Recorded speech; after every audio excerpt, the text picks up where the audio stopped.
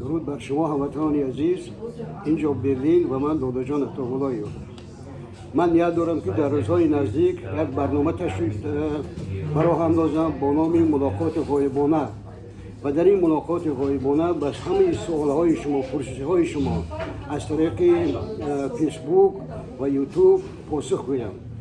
هر کس سوال پیشنهاد پرسش داشته باشد میتواند پیشکی در یوتیوب من، در کانال یوتیوب من و یا در همین فیسبوک نویسد. حتما به هر سوالی که شما دارید پاسخ خواهید گرفت.